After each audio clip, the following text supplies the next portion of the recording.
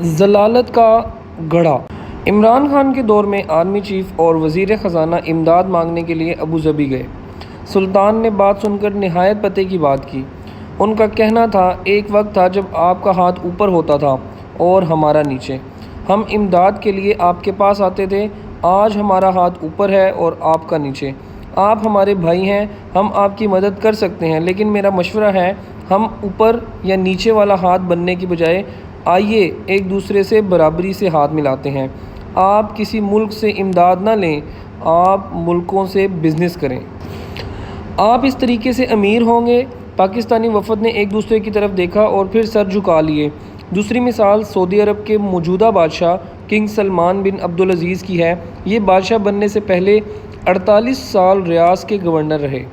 General Pervez Musharraf کے دور میں پاکستان کے سفیر ایڈمرل شاہد کریم اللہ صدر کا پیغام لے کر ان کے پاس گئے۔ شاہ سلمان نے پاکستانی سفیر سے کہا، ہم پاکستان کو اپنا بھائی سمجھتے ہیں، لہٰذا ہم ہر مشکل وقت میں آپ کے ساتھ کھڑے ہوتے ہیں، لیکن یہ یاد رکھیں یہ جذبہ صرف ہم تک ہے، ہمارے بچے پریکٹیکل ہیں، ہمارے بعد یہ آپ کا خیال نہیں رکھیں گے، چنانچہ آپ کے لیے بہتر ہے کہ آپ ہماری زندگی میں اپنے پاؤں پر کھڑے ہو جائیں۔ سفیر نے یہ پیغام منوعن سائفر بنا کر ایوان صدر بھجوا دیا۔ تیسری مثال چین کی ہے۔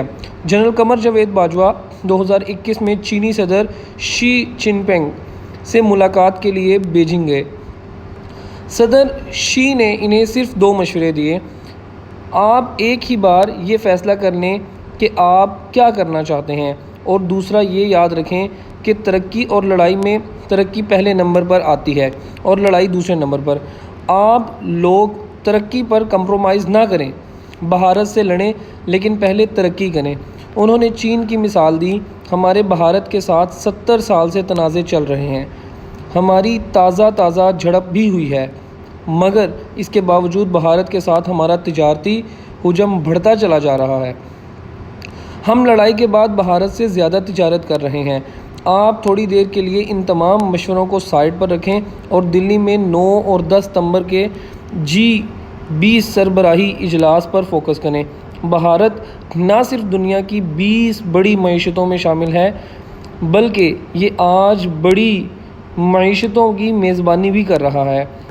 دوسری حقیقت، G20 میں انڈونیشیا، جنوبی کوریا، میکسیکو، جنوبی افریقہ اور ترکی بھی شامل ہیں، اور یہ 5 ملک ہمارے سامنے اس ریس میں شامل ہوئے۔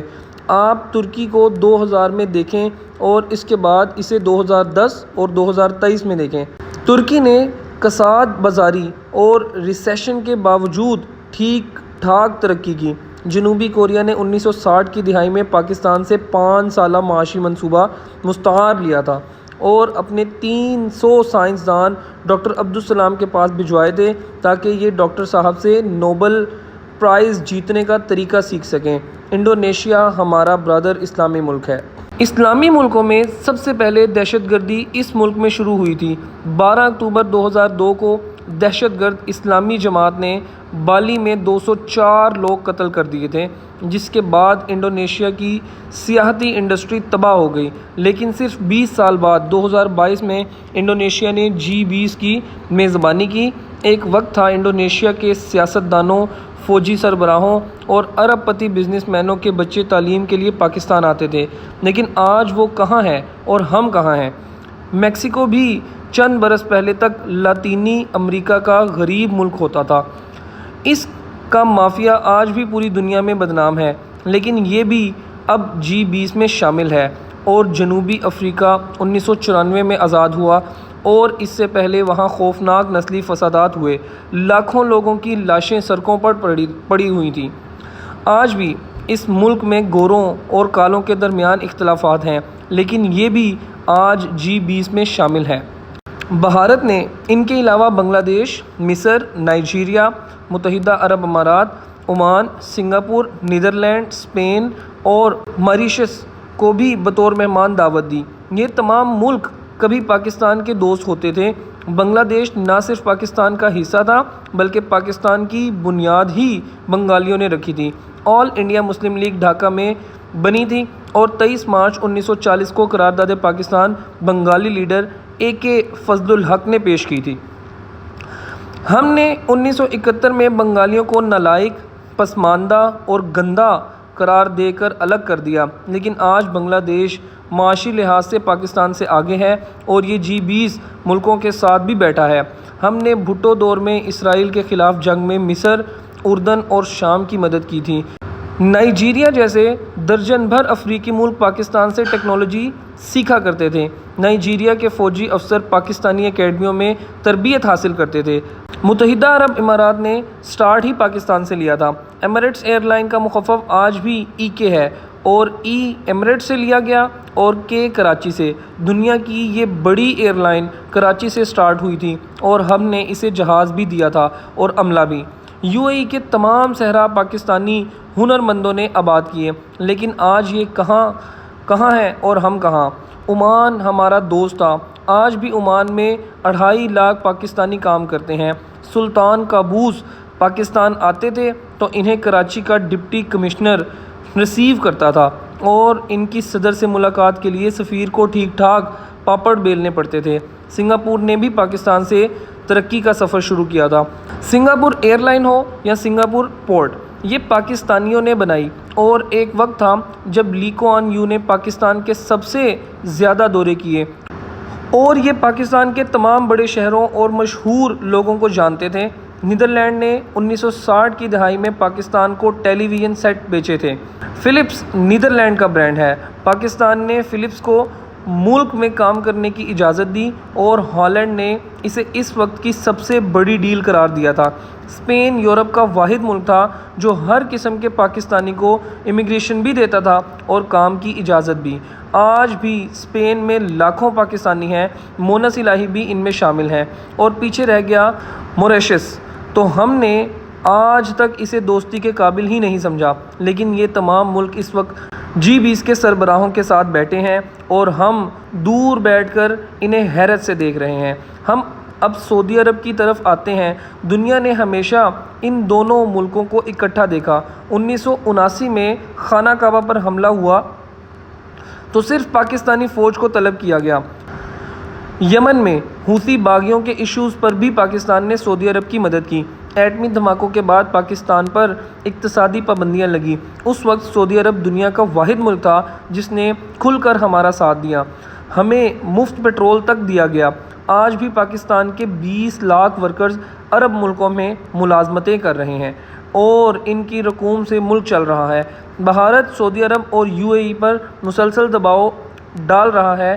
آپ پاکستانی ورکرز کو نکال دیں، ہم آپ کو سستے اور زیادہ ہنرمند دے دیتے ہیں، مگر عرب یہ پیشکش قبول نہیں کر رہے۔ لیکن سوال یہ ہے کہ عرب ممالک کب تک انکار کریں گے؟ ہمیں ماننا ہوگا کہ دنیا بدل چکی ہے۔ عرب ملکوں میں نئی نسل اقتدار اور بزنس میں آ چکی ہے اور یہ نسل بھائی چارے کی بجائے کاروبار کو اہمیت دیتی ہے۔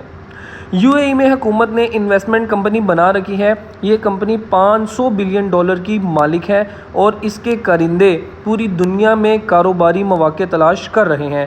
یہ ایسے ملازمین کو سال بعد نکال دیتے ہیں جو کمپنی کے پیسے انویسٹ نہیں کرتے۔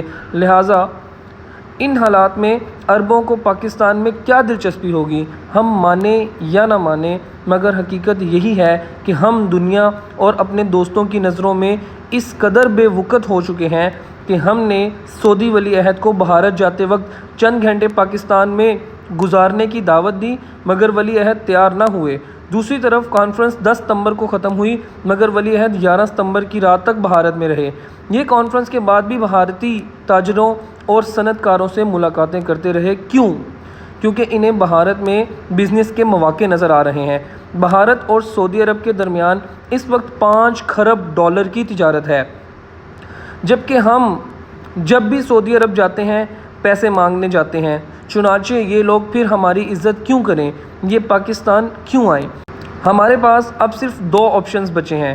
ہم ضلالت کے اس گڑھے میں گرے رہیں اور گل سڑ کر ختم ہو جائیں، یا پھر ہم غیرت کھائیں اور ایک بار پھر، جی ہاں آخری بار، اٹھ کر اس ملک کی سمت ٹھیک کر لیں اور عزت کے ساتھ زندگی گزاریں۔ چوائس صرف ہماری ہے، تاہم ہمیں یہ یاد رکھنا ہوگا ہم افغانستان سے لے کر امریکہ تک پوری دنیا کے لیے بوجھ بن چکے ہیں اور ہم نے اگر آج اپنے آپ کو نہ سنبھالا تو دنیا زیادہ دیر تک ہمارا بوجھ برداشت نہیں کرے گی، یہ ہمیں مرنے اور مٹنے کے لیے تنہا چھوڑ دے گی۔